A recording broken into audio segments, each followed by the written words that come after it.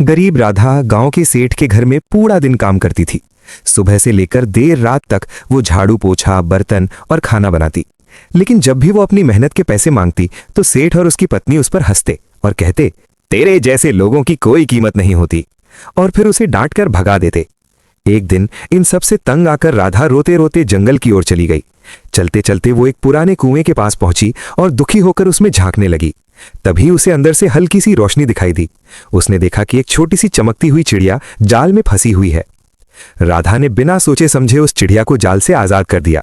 जैसे ही चिड़िया बाहर आई, वो अचानक बोलने लगी, मैं कोई साधारण चिड़िया नहीं हूं, मैं एक जादुई चिड़िया हूं।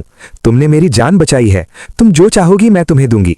राधा उसे अपने घर ले आई और रोते हुए अपनी सारी कहानी सुना दी।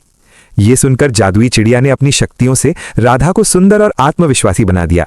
फिर उसका छोटा सा टूटा घर एक शानदार महल में बदल गया।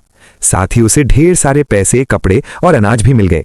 अब राधा खुश होकर गांव के गरीब लोगों की मदद करने लगी। कोई भूखा नहीं रहता, कोई दुखी नहीं रहता। लेकिन ये सब देखकर गांव का लालची सेठ और उसकी पत्नी जलने लगे। एक रात जब राधा अपने महल में गहरी नींद में सो रही थी, तब सेठ और उसकी पत्नी चुपके से उस जादुई चिड़िया को चुरा ले गए।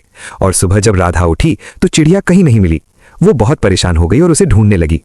उधर सेठ और उसकी पत्नी उस चिड़िया से बोले, हमें सोना, चांदी और ढेर सारा धन दे। लेकिन चिड़िया चुप रही। गुस्से में आकर उन्होंने उसे एक लोहे के पिंजरे में कैद कर दिया। बेचारी जादुई चिड़िया जोर जोर से रोने लगी, क्योंकि उसके लिए अभी तक किसी ने सब्सक्राइब नहीं किया था।